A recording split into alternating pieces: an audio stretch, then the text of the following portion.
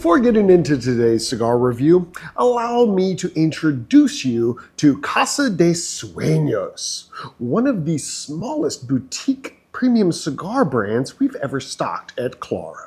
Translated to English, Casa de Sueños means the House of Dreams, and it is a brand that was founded by 5 guys who ended up being at the same cigar lounge in Los Gatos, California at the same time back in 2018.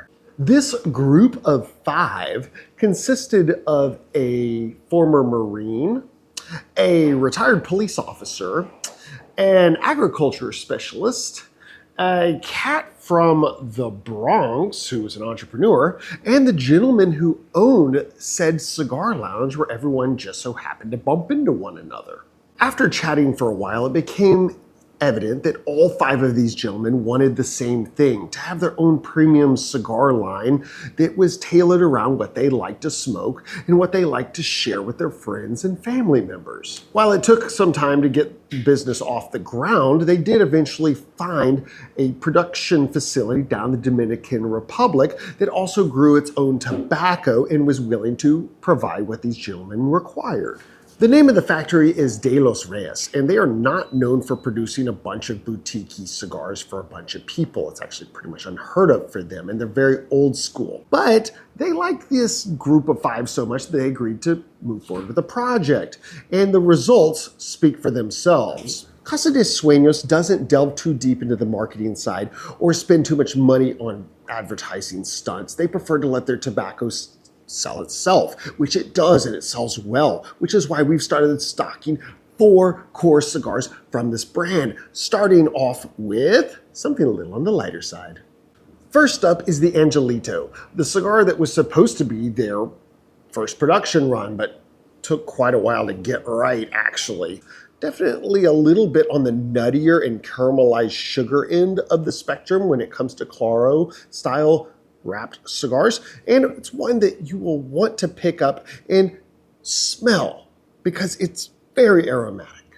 Since Casa de Sueños needed a cigar to roll out in the interim while the Angelito was still being reblended and perfected, they ended up rolling out an Habano medium body, medium strength smoke that fits the bill for pretty much any occasion. This cigar is called the El Soñador, and it is pretty much their flagship at this point. It goes with any kind of beverage, can even go with food if you're into smoking while you're eating barbecue and things like that. Speaking of fuller cigars, up next is the Fantasia from Casa de Sueños, which is their most robust cigar that they make. This also has an Habano wrapper, but it's heavily fermented, so it's Maduro territory and very oily to the touch and the eye.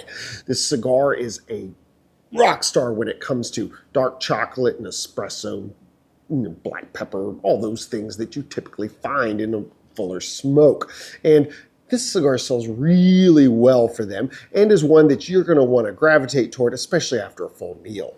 And finally, there is the 5th, which is the first and only box-pressed cigar that Casa de Sueños has ever produced. It's got a pigtail cap, only comes in a Robusto Gordo Vitola, and is one of the rarest cigars, if not the rarest cigar, that we've ever carried at Claro. There are only 300 boxes available, and we got a couple of them. As to be expected, this is the 5th anniversary commemorative cigar for Casa de Sueños to celebrate them and their success, which is something that is a big deal, once again, for boutique cigar brands. But to quote LeVar Burton, don't take my word for it.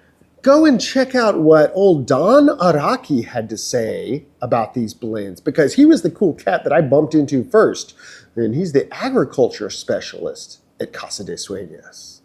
One of our last stops on PCA 2024 is here at Casa de Sueños, and we've kind of saved the best for last, in my opinion. This is Don Araki. Araki-san? Yes, thank you.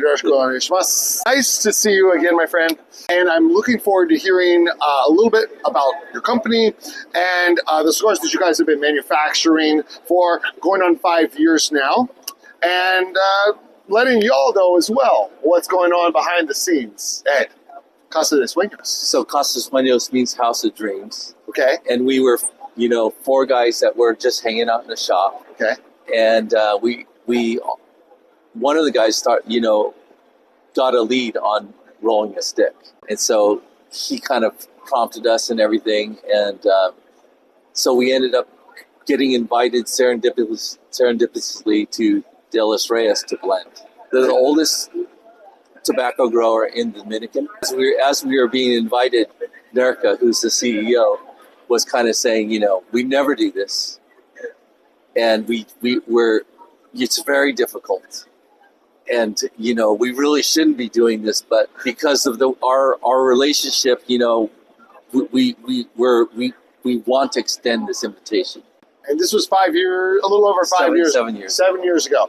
So you guys started playing with different blends and figured out what would suit your personal palate and what you thought would appeal to the masses, shall we say.